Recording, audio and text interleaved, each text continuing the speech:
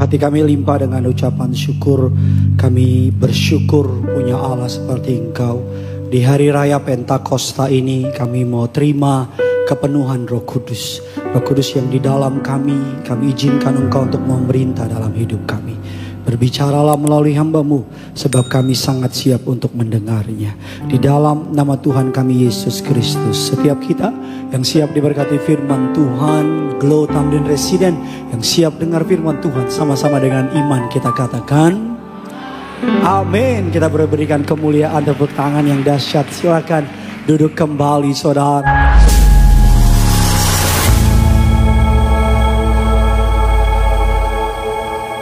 Terpujilah nama Tuhan yang telah mengumpulkan saudara dan saya pada siang hari ini. Sebuah kehormatan bagi saya bisa melayani di gereja yang penuh kuasa ini. Terimalah salam dari mimbar yang kudus ini. Shalom, Glow Tamrin Resident. Belum kompak, bisa lebih kompak lagi. Shalom. Apa kabar semuanya saudara? Tuhan Yesus itu baik, amin.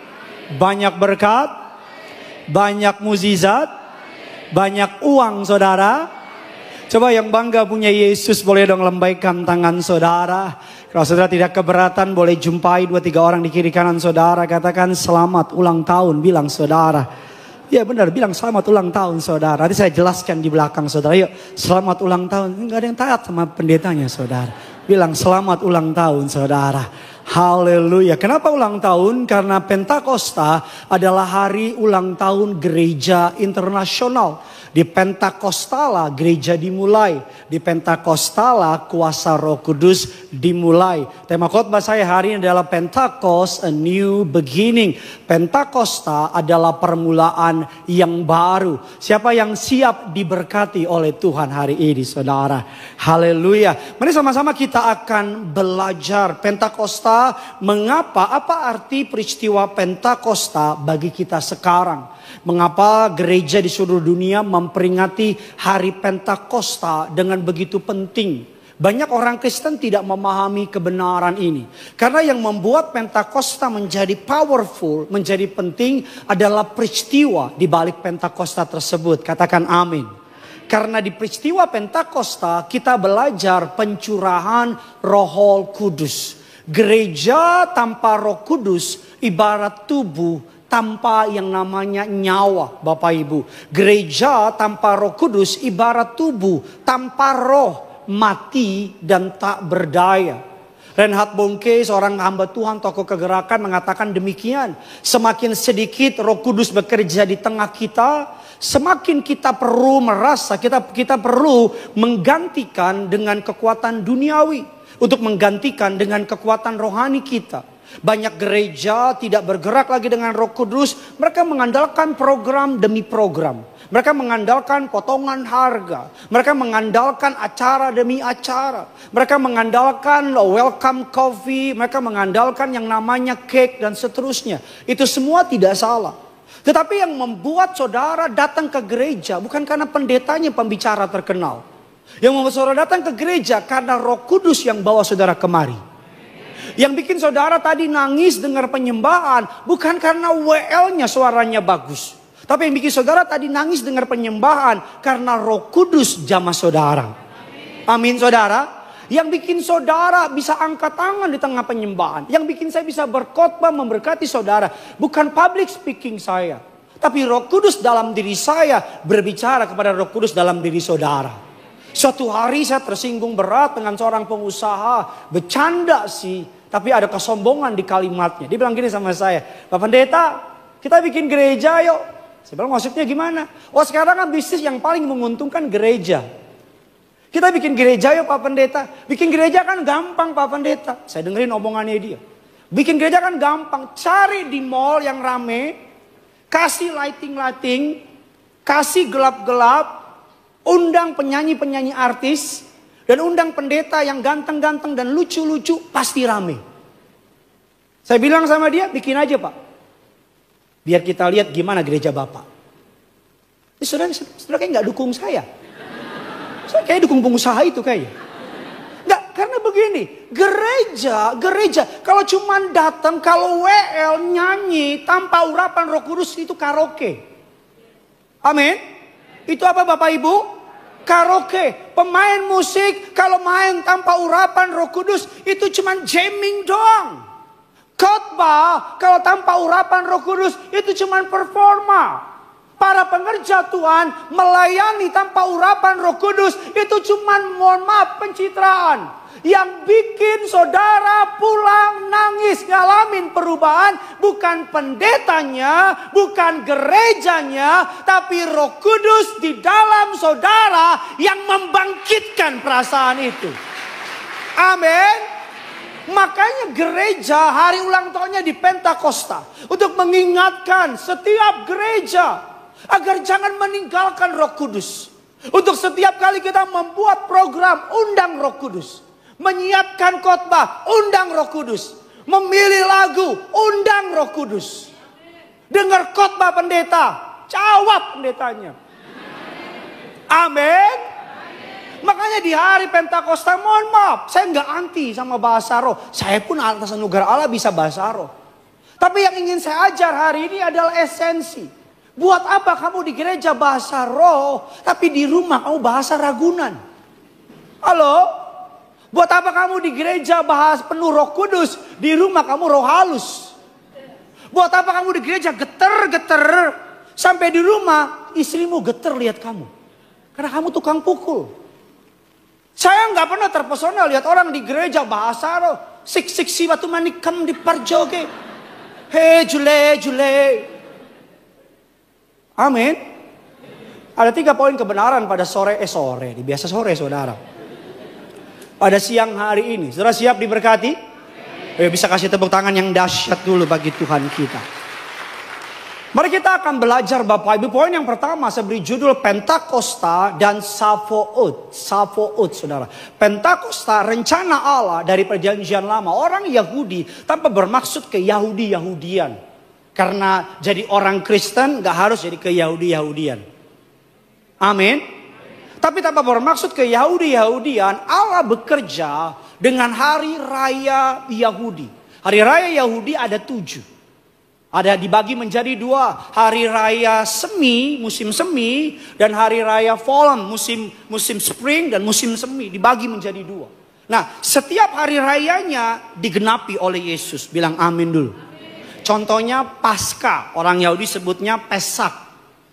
Setiap hari, yang hari kemarin sahabat kita Idul Adha, Jumat, mereka bawa kurban orang Yahudi. Digenapi oleh Yesus dengan apa Bapak Ibu? Yuk kita diam-diaman yuk. Digenapi dengan Yesus dengan apa Bapak Ibu? Dan anak domba Allah. Dia mati. Hari raya berikutnya, hari raya yang kita kenal dengan istilah hari raya roti tidak beragi. Kenapa nggak beragi? Karena mereka keluar dari Mesir buru-buru. Jadi mereka nggak sempat beragi. Digenapi oleh Yesus dengan mati dikubur. Ragi itu dalam Alkitab lambang dosa. Jadi roti tidak beragi bicara mengenai roti yang tidak berdosa. Yesus sang roti hidup itu mati dikubur tanpa dosa. Amin. Nah, nanti saya bisa belajar semua nanti itu. Ada hari raya Atonement Day, hari penebusan dan sebagainya. Nah, Shavuot adalah hari raya panen. Kalau saudara orang GBI ngerti ada istilah buah sulung. Dari situlah kata buah sulung. Hari raya panen. Nah, apa yang terjadi di hari raya panen dan apa kaitannya dengan yang namanya Pentakosta? Hari raya panen atau Shavuot bagi bangsa Israel adalah hari raya di mana Allah mengirimkan yang namanya 10 hukum Taurat di Gunung Sinai kepada Musa. Yang ngerti bilang amin dulu. Allah menuliskan hukumnya kepada 2 loh batu. 2 loh batu ditulis. Alkitab bilang Musa turun, itu yang tulis tangan Allah loh. Yang setuju, yang ngerti bilang amin dulu. Musa turun dari Gunung Sinai, samping Tamres. Dia turun, Musa kaget. OMG. Kenapa kaget? Karena dia lihat bangsa Israel lagi buat apa? Titik-titik emas. Apa? Hah? Babi emas. Bangsa saya lagi buat lembu emas. Marahlah Musa. Musa banting, dar. Gimana bunyinya? Mantap. Dibanting itu dia marah. Alkitab bilang, Musa bilang begini, yang ikut aku ke kanan, yang ikut dia ke kiri. Hari itu yang mati 3.000 orang. Alkitab macam 3.000 orang yang mati. Nah, Alkitab bilang, lalu apa hubungannya sama Pentakosta? Pentakosta terjadi di hari raya Sapaut. Di hari raya Sapaut. Kalau saudara ingat tadi saya bilang, di hari raya Sapaut 10 hukum Taurat turun dari Gunung Sinai. Ditulis di loh batu. Yang ngerti bilang amin dulu. Tapi di Pentakosta Allah nggak tulis lagi di batu. Roh Kudusnya turun dalam diri saudara, menulis di hati saudara. Amin Bapak Ibu. Allah menuliskan hukumnya di hati manusia melalui karya Roh Kudus. Makanya kalau saudara bohong gak enak, itu Roh Kudus. Saudara khotbah, pendeta lagi khotbah semangat, saudara gak jawab tapi gak enak di hati, itu Roh Kudus. Yang bilang kasihan tuh pendeta, lo jawab dulu.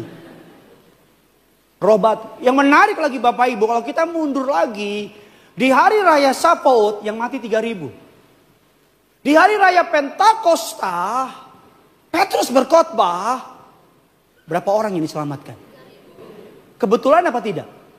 Tidak ada kebetulan dalam kamus Alkitab. Amin.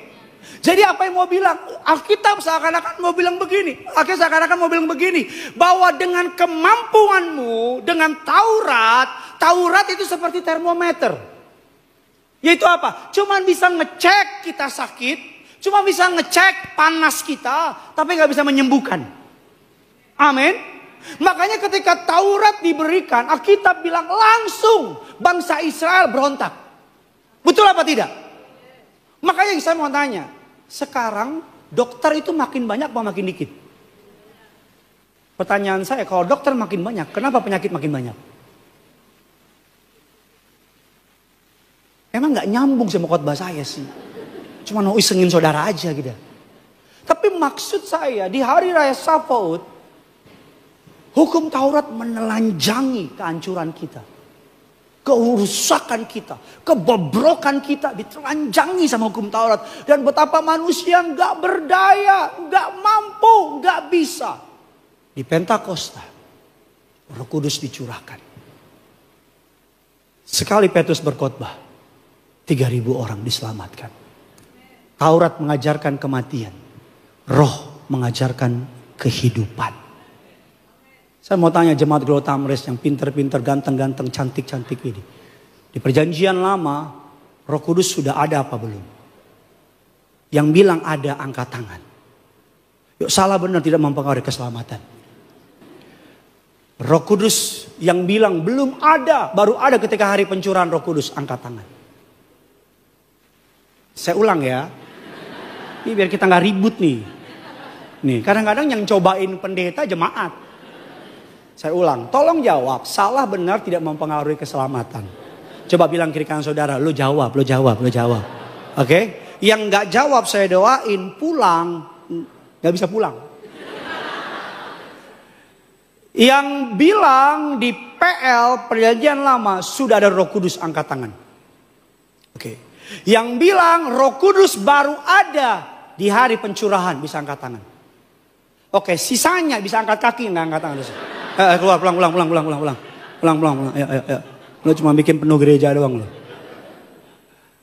Lalu jawabannya Roh Kudus sudah ada di perjanjian lama. Sudah ada. Lalu pertanyaannya, pernah mikir nggak apa bedanya Roh Kudus di perjanjian lama dengan Roh Kudus setelah pencurahan? Pada pikir gitu Pak? Saya yakin nggak pernah mikir sih saudara. Saya khotbah saudara nggak pernah saya pikirin. Apalagi mikirin itu. Nggak, saudara pernah mikir nggak? Apa sih bedanya Roh Kudus di perjanjian lama? Apa sih bedanya Roh Kudus setelah pencurahan? Ini enak nih mimbar bisa begini-gini nih. Nggak, karena kalau nggak beda, lalu apa pentingnya pencurahan? Betul nggak? Saudara, saya ngajar saudara, ini teologi yang penting banget. Biar saudara ngerti. Apa sih bedanya Roh Kudus zaman Musa? sama Roh Kudus zaman setelah Yesus mati, bangkit, dimuliakan, naik ke surga.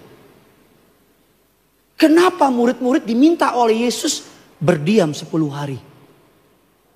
Kalau Yesus orang Manado bilang gini, badiam jongana. Di Yerusalem.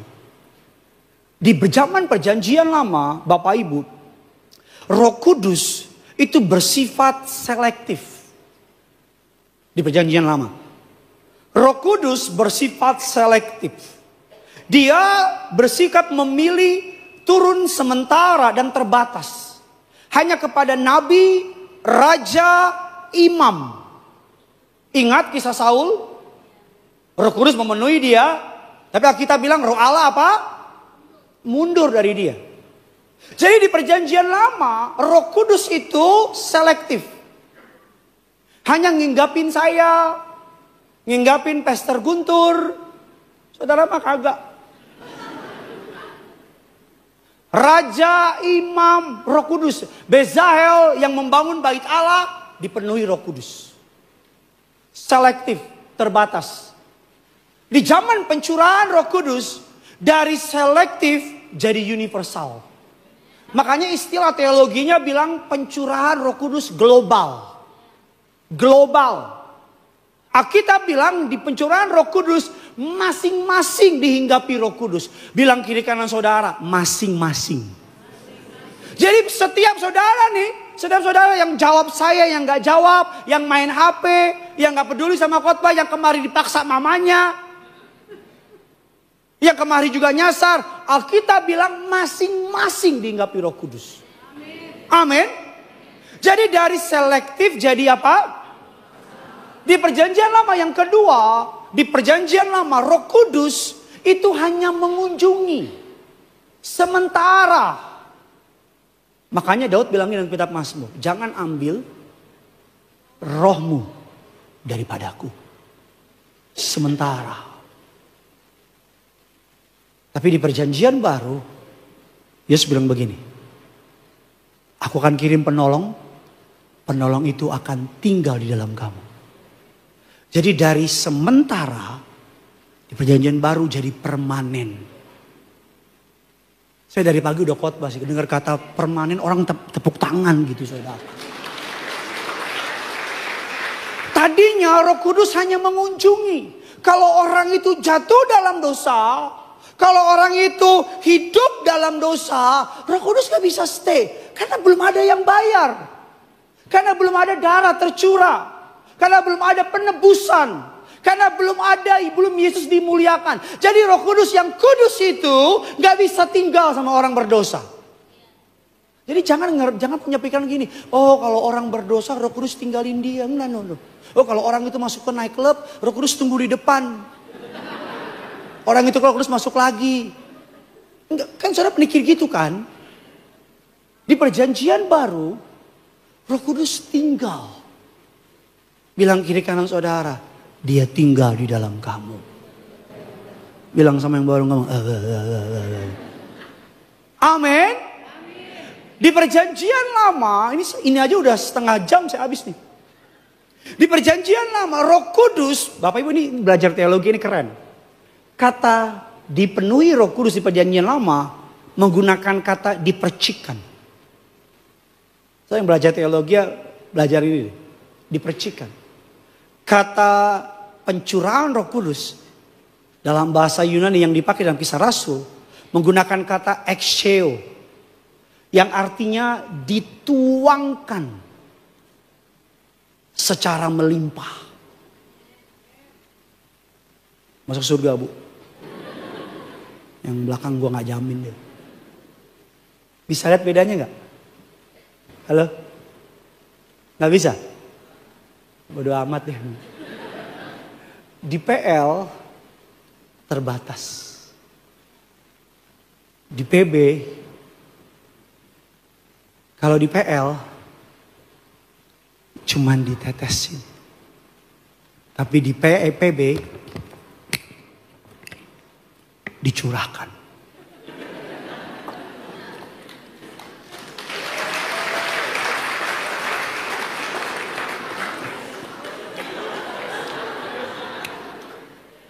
Ini udah 3 gelas karena sesi ketiga. Saya ini khotbah 7 kali, berarti 7 gelas lah. Kalau nggak tepuk tangan gue lempar ke lo nih. Amin. Jadi jangan jadi orang Kristen yang hanya ketemu Roh Kudus seminggu sekali. Padahal dia ada di dalam saudara. Makanya. Saudara nih mau ke night club. Pasti dong. Jangan. Kamu kan pengerja Glow. Halo. Shalom. Shalom. Di gereja saya gembalakan, saya bilang sama jemaat, kalau lihat pengerja saya di night club, foto, video, kirim ke saya. Iya. Saya selalu bilang, kalau udah berani melayani, jangan karena kamu nama Yesus diinjek-injek orang. Amin. Ini bukan sok suci, bukan sok kudus. Kamu yang udah berani pakai jas, kamu udah berani nyambut orang di depan. Shalom. Selamat datang di Glow Tamin Residen lantai 5. 3 ya? Ya harap maklum bukan gereja saya. Udahlah. Kita ngerti sama ngerti aja lah. Kamu yang udah berani pelayan. Saya bilang loh di gereja kami. Saya yakin juga gembala saudara di tempat ini juga pasti kenceng. Orang kalau udah melayani, pasti ada Roh Kudus. Suami-suami kalau mau nampar istri, Roh Kudus bilang, jangan tampar. Bukan istrimu bilang, tampar aku mas. Tampar mas. Karena kan wanita kan gitu kan. Jangan. Tidak akan sayang. Sini baru. Gitu. Yang kedua mari kita cepat saja. Bapak Ibu mari kita cepat saja. Yang kedua Bapak Ibu. Kebenaran yang pertama adalah Pentakosta Safaut. Dari ditulis di loh batu, di luar. Ditulis di dalam. Gampangnya begini. Dari sendirian, sekarang ditolong untuk melakukan. Amin. Dulu di luar dia. Jadi gini loh, Yesus itu dia pergi gak ninggalin. Dulu Yesus itu dekat. Tapi ketika dia naik ke surga, Roh Kudus turun. Dia bukan lagi dekat. Tapi di dalam. Keren ya. Keren ya. Betul gak saudara? Dulu cuma apa? Dekat. Sekarang apa? Di dalam. Orang Jawa bilangnya manunggal. Jadi satu. Kayak air tadi itu. Dulu dekat. Sekarang di dalam. Makanya kalau kamu lagi sedih. Ngomong sama Roh Kudus. Kudus, aku sedih. Alkitab bilang gini, roh itu akan menginsapkan kamu. Roh itu akan memimpin kamu kepada kebenaran. Roh itu akan mengingatkan, kata Alkitab. Apa yang diingatkan? Perkataan Yesus. Jadi kalau kamu lagi sedih nih, terus diingetin, kamu ingat firman, aku akan menghibur engkau. Itu Roh Kudus. Bukan kakakmu di belakang, aku akan menghibur engkau. Yang kedua, mari kita cepat saja. Menara Babel versus Pentakosta. Apa kaitan teologis antara peristiwa Menara Babel dan Pentakosta? Apa hubungan kedua cerita ini? Secara waktu terpaut ribuan tahun. Apa yang membuat Menara Babel dengan Pentakosta menjadi satu? Ini very good, bagus banget. Kalau kita ingat kisah Menara Babel dalam kisah kitab Kejadian 11, mari kita baca dulu ayatnya. Kejadian 11, ayat yang ke-7 dan lompat ayat yang ke-9. Yuk kita baca. 3, 2, 1, ya. Baiklah kita.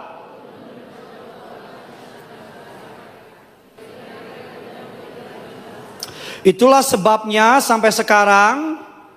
Ayat yang ke-9, nama ayat yang ke-8, demi 9, itulah sebabnya sampai 9. Berantem nih gue. Ayat yang ke-9.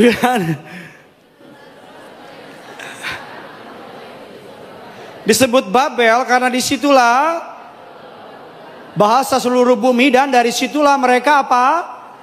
Diserahkan Tuhan ke seluruh bumi. Jadi pada masa itu Bapak Ibu, mereka lagi bangunan di Babel. Mereka bilang satu bangsa, kita bilang satu bangsa, satu bahasa, satu nusa. Itulah Indonesia.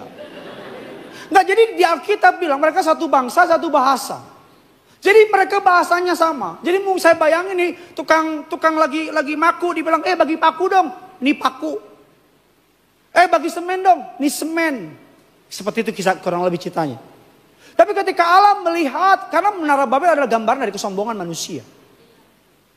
Ketika Allah melihat mereka ingin menyamai Allah, Allah turun ke bumi.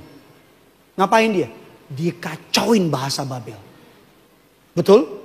Alkitab yang di ayatnya yang ke-10, diserahkan mereka ke seluruh bangsa. Bayangin ya.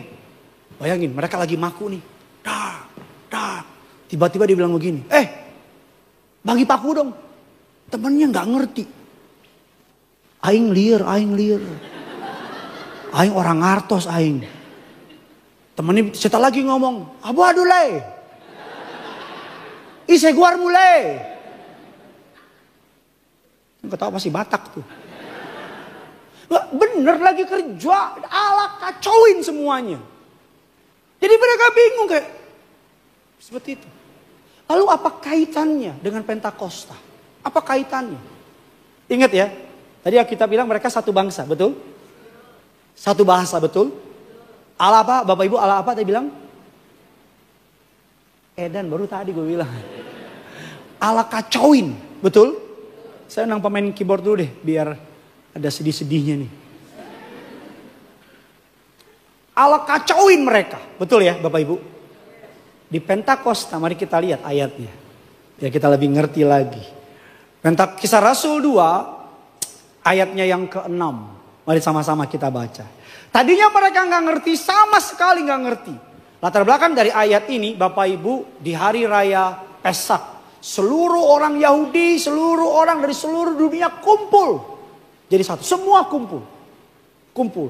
Gampangnya begini, yang tadi diserahkan oleh Allah, kumpul semua di situ. Dan mereka masing-masing punya bahasa sendiri.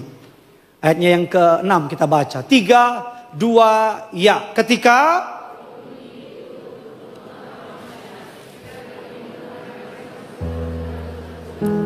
berkata-kata dalam bagaimana mungkin kita, ayat yang ke-8, klik. Bos, tolong bantu bos. Bagaimana mungkin kita masing-masing mendengar dalam bahasa kita sendiri, yaitu di negeri asal kita. Ayat yang ke-9, kita orang Partia, Media, Elam, penduduk Yudea, Kapadokia, Pontus, dan ayat yang ke-10 Firgia, Familia, Mesir, dan yang berdekatan dengan Kirene, pendatang-pendatang dari ayat yang ke-11, baik orang Yahudi maupun baik orang Kreta, ataupun kita mendengar mereka berkata-kata dalam bahasa kita sendiri tentang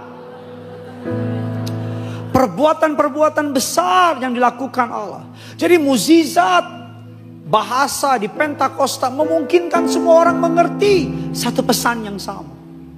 Injil Kristus. Sebelumnya mereka terpisah oleh bahasa. Inilah pemulihan atas kekacauan Babel. Gampangnya begini Bapak Ibu. Pentakosta adalah antitesis dari Babel. Pentakosta adalah jawaban dari Babel. Di peristiwa Babel, manusia dengan satu bahasa berontak sama Allah.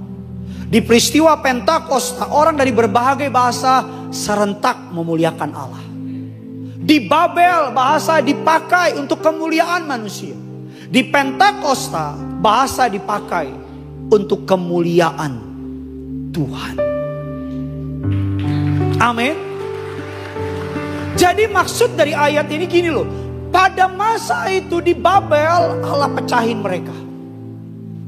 Tapi di Pentakosta, Allah satukan mereka lagi. Makanya gereja jangan berantem. Amin.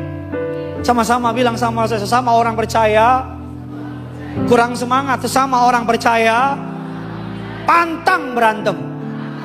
Amin. Pak Pendeta, saya percaya barusan percik, puji Tuhan. Saya selam, puji Tuhan. Pak Pendeta, saya bisa bahasa roh, puji Tuhan. Saya nggak bisa bahasa roh, puji Tuhan juga. Pak Pendeta, saya dari HKBP, puji Tuhan. Pak Pendeta, saya dari Katolik, puji Tuhan. Halo? Pak Pendeta, saya dari Glow, puji Tuhan. Pak Pendeta, saya dari tadi, mantap. Betul apa tidak? Saya mau tanya, apa sih bahasa Roh Kudus? Apa sih bahasa Roh Kudus? Bahasa Roh Kudus bukan bukan. Itu manifestasi Roh Kudus. Tahu nggak bahasa Roh Kudus apa? Kitab Galatia bilang bahasa Roh Kudus adalah buah-buah roh. Dibuka dengan apa yang pertama di buah-buah roh? Apa Bapak Ibu? Jadi bahasa Roh Kudus adalah kasih. Jadi orang yang penuh Roh Kudus tapi tidak mengasihi papanya, penipu dia. Orang yang penuh Roh Kudus tapi zina jalan terus, penipu dia. Orang yang penuh Roh Kudus tapi nggak ngampunin temannya, penipu dia. Karena William Seymour, tokoh dari kegerakan Pentakosta, bilang demikian.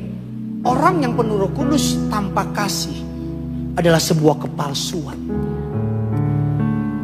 Kamu gak usah bahasa roh deh kalau benci papa kamu. Kamu gak usah getar-getar deh kalau belum bisa ngampunin. Halo? Kamu gak usah pakai bahasa-bahasa roh deh kalau masih jahat sama orang. Kamu gak usah diem dong dengar aku khotbah ini. Yang setuju sama perkataan saya bilang amin. Apa bahasanya roh apa? Apa bahasanya roh apa? Kasih. Kasih. Orang Indonesia bahasa resminya apa? Maka dia bisa bahasa Indonesia. Orang Jepang maka dia bisa bahasa. Suatu hari saya liburan ke luar negeri sama istri, jalan-jalan. Ini bukan sombong ya, bukan. Cuman cerita. Saya waktu itu ke Paris, lihat Menara Eiffel. Biasa aja kayak Sutet. Tahu Sutet kan? Bener saya datang saya lihat nih. Saya bilang sama istri saya, ini mah Sutet sayang. Cuma tambah-tambah lampu doang saya bilang. Saya jalan nih, banyak orang ngobrol pakai bahasa mereka gitu. Saya nggak ngerti. Tapi pergi jalan, sebelah kanan saya ada orang ngomong bahasa Indonesia. Saya langsung nengok. Karena saya ngenalin bahasa saya. Dia lihat saya lihat dia. Dia bilang Indonesia, saya bilang Itali. Enggak, saya langsung ngenalin. Kuping saya nih familiar sama Indonesia. Saya lewat set Indonesia langsung nengok. Begitu juga kita itu tahu dia Kristen apa bukan ketika dia melakukan kasih. Ketika suaminya selingkuh tapi dia nggak memilih bercerai tapi mengampuni, kita bilang Kristen itu.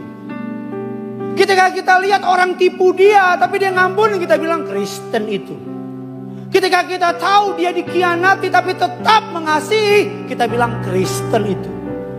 Ketika hidupnya lagi susah tapi tetap jadi berkat, kita bisa tahu itu bahasanya orang Kristen.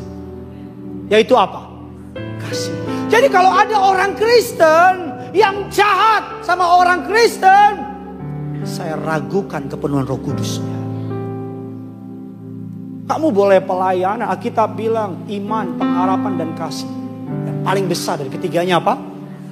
Alkitab bilang nubuatan akan berakhir, penglihatan akan berakhir, karunia akan berakhir. Apa yang akan berakhir? Kasih. Karena yang paling Tuhan tunggu adalah kasih. Amin. Siapa yang mengaku dirinya orang Kristen? Maka pulang kasihi keluargamu. Kasih anak-anakmu. Roh Kudus diberikan untuk kita bersaksi. Saya tantang saudara di hari Pentakosta ini. Siapa yang pulang mau bersaksi soal nama Yesus? Yang mau aja. Saya cuma mau ngetes aja. Amin. Gak usah bersaksi, turun. Pak Pendeta saya nggak bisa ngomong. Saya nggak berani, saya pemalu. Bersaksi gampang kok. Gampang. Kalau di pengadilan saksi cuma ditanya apa yang kamu lihat, apa yang kamu tahu. Kamu cuma ceritain apa yang kamu lihat, apa yang kamu tahu. Ceritain hidupmu sebelum ngalamin Yesus dan sesudah ngalamin Yesus. Bersaksi gampang apa susah? Gampang. Kamu makan bakmi enak di situ. Kamu bawel ke orang. Itu bakmi enak banget tuh, enak lu bakmi lu, enak lu. Babinya masih hidup lu, masih kok enak lu. Gak betul gak? Kamu nonton film yang kamu suka, kamu upload 10 strip 10 to 10. Kalau lagi macet tuh 10 to 10.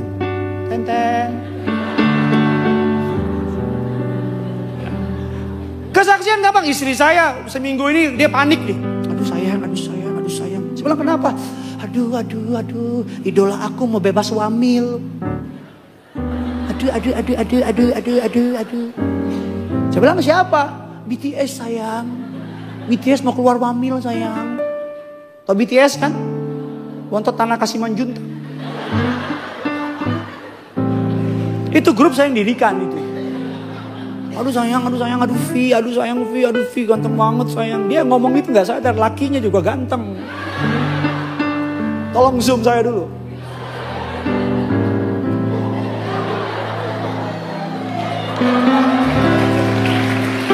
Loh, gantengan saya dari BTS. Saya punya Roh Kudus.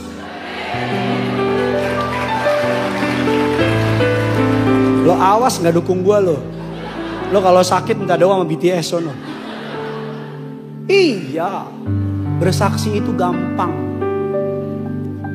Siapa yang pulang mau bersaksi untuk nama Yesus? Angkat tangan, jangan turun, angkat tangan. Ayo. Siapa yang mau bersaksi untuk Yesus?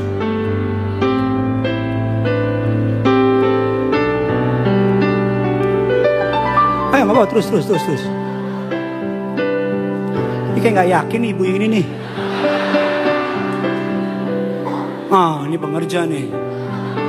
Lu mah kebangetan lu. Ayo mana? Jangan tutup bibirmu. Gue lihat deh. Ya. Saya mau kirim ke malaikat. Bisa saya WA ke malaikat. 1 orang 1 Injil. Pulang. Gampang. Kamu keluar nih. Kan ada yang di toilet. Bersih. Jangan ngomong makasih doang. Keluarin dong. Gocap. 20.000 deh. Dan pelit lalu pada lu. 20.000 bilang, Mas, Tuhan berkati ya. Itu masa langsung gak, tumben Mas pasti. Dia tahu kamu baru pulang gereja. Dia akan ngomong gini, orang Kristen baik-baik ya. Betul gak? Jangan kamu di gereja kayak suku India. Naik mobilmu disalib, buka kaca. Setan! Sampai Roh Kudus dalam diri kamu ketakutan gitu. Roh Kudus. Mana nih kata Roh Kudus, kok gini amat katanya.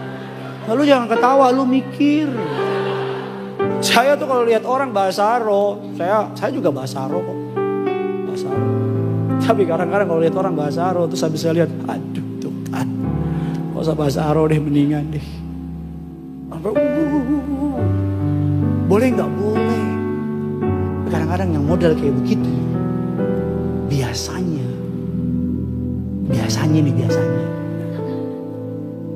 Betul? Toilet. Saya tadi ke toilet. Saya boleh pesan gak sama jemaat dulu? Kalau ketemu saya lagi di toilet, negor boleh. Tapi kalau kita lagi menyelesaikan tugas, jangan ditegor gitu.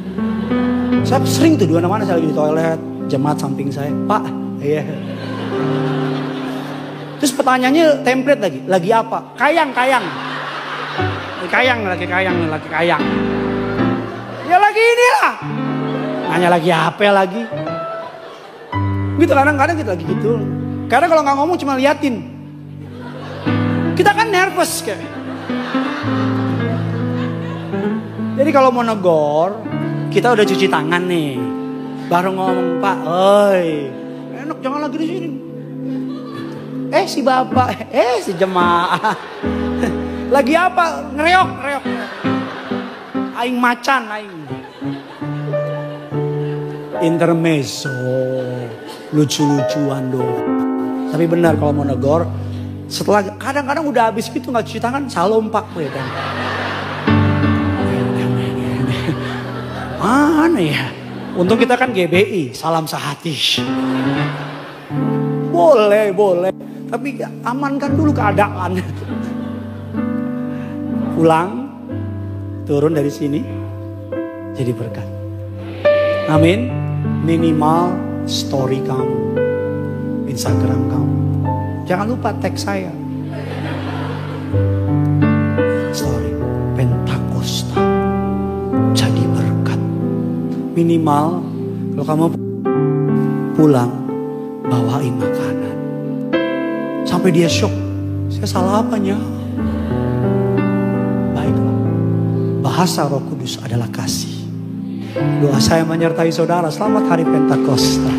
Tuhan Yesus memberkati. Meteraikan firman-Mu, bertumbuh berakar bahwa menjadi rema. Kami serahkan gereja ini ke dalam tangan-Mu. Berkati gembala sidang Bapak Pendeta Dr. Gilbert Lumendong bersama dengan seluruh keluarga besar, para penatua, pastoral.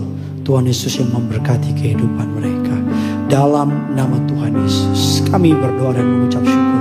Sama-sama kita yang diberkati Tuhan Yesus, kita katakan selamat Pentakosta. Tuhan Yesus memberkati.